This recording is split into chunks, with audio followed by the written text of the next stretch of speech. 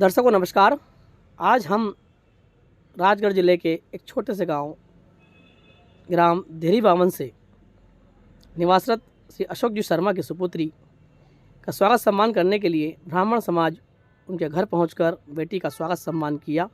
साथ में नीलू दुबे जी, अनूप जी दीक्षित जी, अशोक दुबे जी, अनूप दीक्षित जी, ब्रजमोहन शर्मा जी,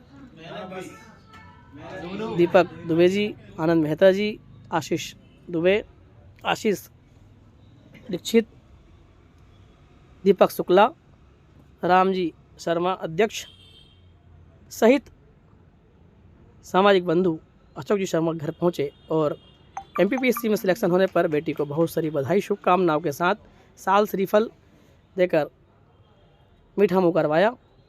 उसके बाद हम आपकी चर्चा एमपीपीएससी में सिलेक्शन हुए बालिका से सीधी बात आपकी करवा।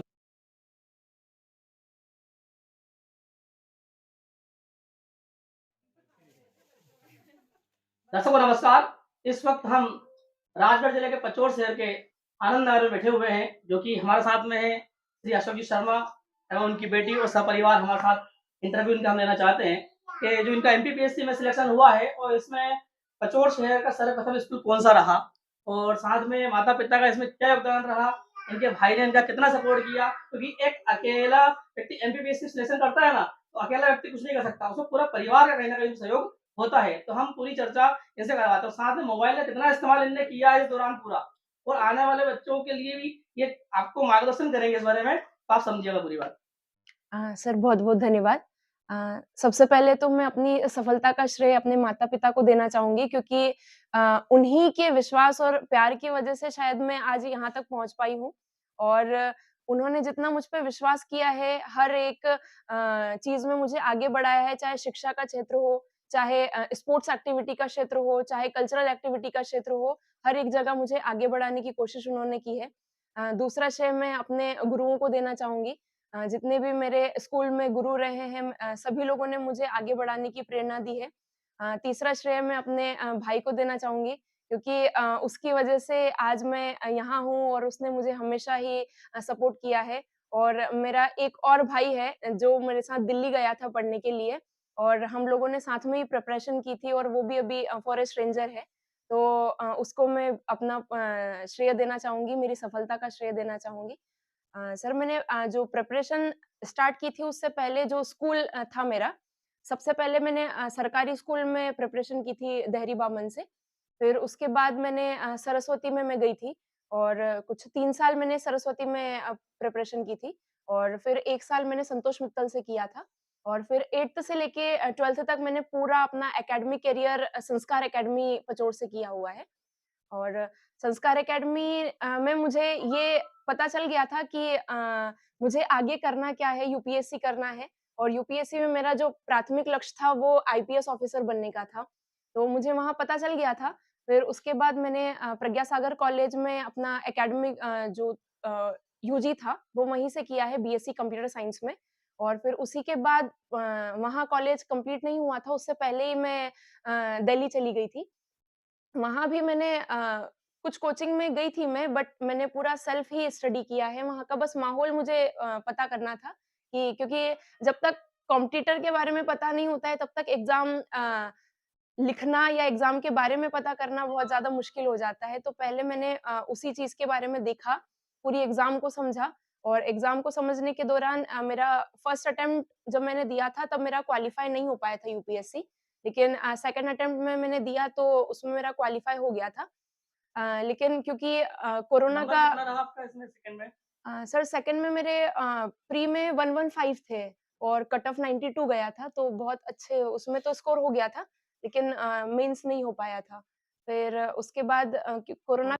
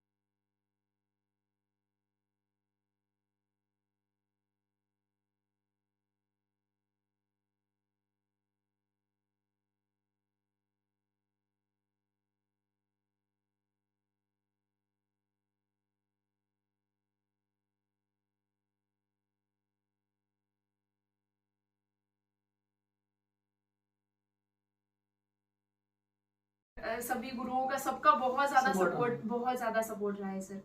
तो और पढ़ने वाले बच्चों के लिए आप क्या कहना चाहते हैं इसमें, जो अभी आगे आपकी समकक्ष पढ़ाई के बच्चे करना चाहते हैं मान लो, तो उसके लिए कैसे तैयारी करें? सर अगर सिविल सर्विसेज की तैयारी आपको करनी है तो सबसे पहले तो आपको ये डिसाइड करना पड़ेगा कि आप सिविल सर्विसेज की प्रिपरेशन कर क्यों रहे हैं। आपको फोकस इस बात पे देना पड़ेगा कि क्या आप पैसा कमाने के लिए तो नहीं कर रहे हैं, क्योंकि होता क्या है कि सिविल सर्विसेज में अधिकतर लोग इस वजह से आते हैं कि हमको एक गवर्नमेंट जॉब सिक्योरिटी हो जाएगी। लेकिन मुझे ऐसा लगता है कि अगर आपको देश से प्रेम है, अगर आपको समाज से प्रेम है, तो आपको सिविल सर्विसेज करनी चाहिए। एक प्राथमिक लक्ष्य आपको वो डिसाइड करना चाहिए और उसी के आधार पर आपको आगे बढ़ना चाहिए। और अगर आपको सिविल सर्विसेज की प्रिपरेशन करनी है तो आपको बिल्कुल मोटिवेशन कहीं से भी मिल सकता है, लेकिन एक जो सिलेबस होना चाहिए, एक प्रीवियस ईयर क्वेश्चन पेपर होना चाहिए, एक रणनीति के साथ पढ़ाई अगर होगी, क्योंकि मेरा ऐसा रहता था कि टाइम टेबल बनाती थी मैं, और कुछ टाइम 1-2 महीने तो टाइम टेबल फॉलो नहीं हो पाया, लेकिन फिर उसके बाद मैंने ठान ही लिया था कि इसको टाइम टेबल को फॉलो करना ही है। तो पूरा शेड्यूल रहता था कि 5 बजे उठना ही होता था किसी भी कंडीशन में। फिर 5 से 8 बजे का एक स्लॉट मैंने रखा हुआ था, फिर एक 10 से लेके 12 बजे तक का रखा हुआ था जिसमें पेपर्स लगाने होते हैं, तो उसमें क्योंकि बायोलॉजिकल क्लॉक बन जाती है तो वो रखा हुआ था। फिर 12 से लेके 7 बजे तक मैं बिल्कुल बैठी रहती थी टेबल पे, और वो मेरा एक शेड्यूल रहता था, और फिर इधर 7 से लेके 11 बजे तक रहता था। तो लगभग उसी दौरान मैंने पूरा यूनिट वगैरह को कैसे क्या खत्म करना है, कैसे टाइम टेबल के साथ खत्म करना है, आपको बस ये डिसाइड करना पड़ेगा कि आपको कैसे रणनीति बनाई जाए, क्योंकि हर एक की रणनीति अलग अलग होती है। मतलब कोई रात वाला पर्सन होता है, कोई दिन वाला पर्सन होता है। जैसे मैं दिन वाली पर्सन हूँ, मुझे सुबह रात में 11 बजे बाद मेरी पढ़ाई होती नहीं थी, तो मुझे पता था कि मैं सुबह सुबह ही पढ़ सकती हूँ, तो फिर मैंने सुबह सुबह ही प्रिपरेशन की। लेकिन बहुत सारे बच्चे रात में प्रिपेयर करते हैं, तो बिल्कुल आप रात में प्रिपेयर कीजिए।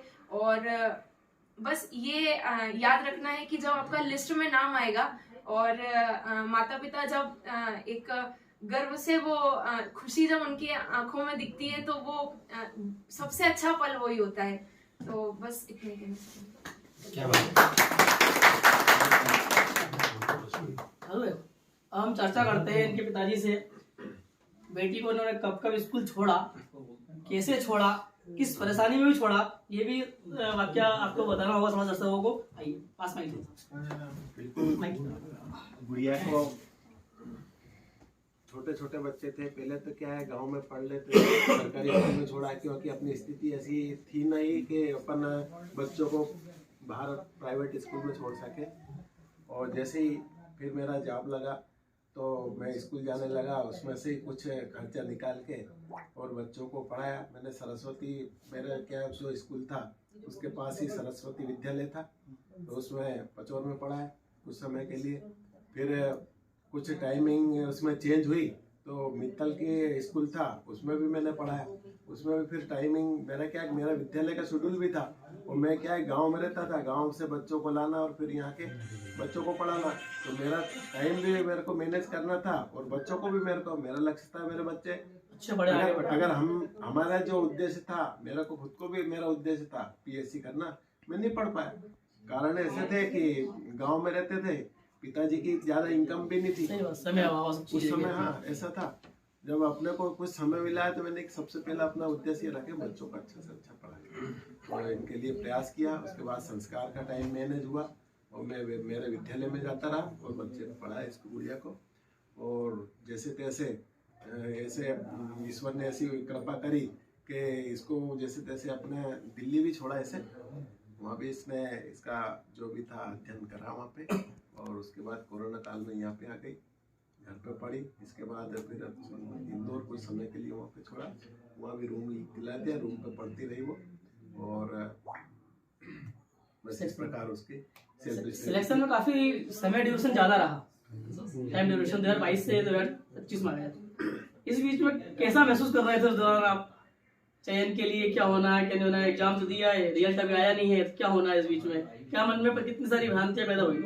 सर वो बहुत लगा तो ऐसा था कि मतलब पता नहीं होगा या नहीं होगा, और क्योंकि इंटरव्यू भी आने वाले थे, लेकिन पापा ने, भाई ने, सब लोगों ने, मम्मी ने, सबने ये बोला कि नहीं तुझे धैर्य नहीं खोना है और तेरा पक्का ही होगा, हमें पूरा विश्वास है। और उनका जो विश्वास रहा है सिर्फ उसी की वजह से आज मैंने इंटरव्यू में भी जितने भी मेरे मार्क्स आए हैं उन्हीं की बदौलत है, उन्हीं का पूरा विश्वास है और उन्हीं का ही कॉन्फिडेंस है कि मैं इतना थोड़ा बहुत मैं कर पाई हूँ। तो बस इतना ही बोलना चाहूंगी कि हमेशा ये एग्जाम ऐसी है कि आपको धैर्य बनाए रखना है और हमेशा बस ये सोच के रखना है कि जो हमारा लक्ष्य था उस पे हम लोगों ने 100% मेहनत अब कर दी है, अब जो भी होगा वो सब अच्छा होगा। तो पापा से मिलवाया, मम्मी से मिलवाया, आप दर्शकों को अपना इंटरव्यू दे दिया, आपका भाई का चेहरा ही पब्लिक को दिखाएंगे आप? जी सर, मैं चाहूंगी सर। हाँ, बिल्कुल। और दर्शकों, हमने आपको इनके पापा मम्मी से मिलवाया, स्वयं एग्जाम क्वालिफाइड किया उनसे मिलवाया, अब हम वो चेहरा दिखाना चाहते हैं। इनका छोटा भाई भी है, उस चेहरे को आप देखिए, उन्होंने भी अपना सहयोग अपनी बहन को किस प्रकार किया, पूरा बताइए उस बारे में। पूरा परिवार का इंटरव्यू करवाया, साथ में जो भाई जिनका सहयोग हमेशा बहन के प्रति रहा है उनसे चर्चा करवाते हैं, किस चीज की तैयारी कर रहे हैं, इनका नाम पता और पूरा आप बताइए अपने बारे में। जी, सबसे पहले तो शुभकामनाएं दीदी को, जिनका एमपीपीएससी में तैयारी हुई है। पूरी जो प्रिपरेशन मेरे साथ, मेरे को जो मोटिवेशन मिला है वो पूरा दीदी से मिला हुआ है, क्योंकि जब इन्होंने एमपीपीएससी की तैयारी स्टार्ट करी थी जब मैं 12th में था, और वहीं से मेरे को मोटिवेशन मिला। और पापा मम्मी भी शिक्षक हैं, तो उन्हीं का मोटिवेशन था कि मैं एयरफोर्स की तैयारी करने लगा, क्योंकि परिवार में अभी तक कोई डिफेंस की तैयारी में लगा नहीं हुआ था। तो मैंने एयरफोर्स की तैयारी की इंदौर से, और इंदौर में 2 साल तक मैंने एनसीसी ज्वाइन करी, 3 साल तक। और उसके बाद मैं दिल्ली के लिए भी, राजपथ के लिए सिलेक्शन हुआ था मेरा, वहाँ पे भी परेड की। और उसके बाद मेरा डिफेंस में जाने का, एयरफोर्स में जाने का बहुत मोटिवेशन मिला, और वहीं से मैं गया और प्रिपरेशन की एयरफोर्स की। और अभी साथ में मेरे लगभग 5 से 6 इंटरव्यू हो चुके हैं एफकेट के। कुछ कारणवश मैं रिजेक्ट हो चुका हूँ, लेकिन अभी तैयारी जारी है। और मैं सभी नगरवासियों से कहना चाहूँगा कि जितने भी जो लोग तैयारी एमपीपीएससी, एसएससी, सीडीएस, एनडीए और किसी भी चीज़ की तैयारी कर रहे हैं वो बिल्कुल शिद्दत से करें, क्योंकि दीदी का हो चुका है अभी। तो सभी नगरवासी उस उत्साह में है और सभी का लक्ष्य उसी तरफ हो कि हम कुछ ना कुछ हासिल करें। दर्शकों, आपने देखा कि छोटे से गांव देहरी बावन से निकलकर हमारे भाई साहब अशोक जी नगर पचोर पहुंचे और खुद का सपना एमपीपीएससी में सिलेक्शन होने का था पर नहीं हो पाए, तो उन्होंने अपनी मेहनत से अपने बच्चों को एक सेवा के लिए बिल्कुल तैयार कर दिया है। नमस्कार, धन्यवाद। वीडियो को लाइक, शेयर, कमेंट अवश्य कीजिएगा। Like comment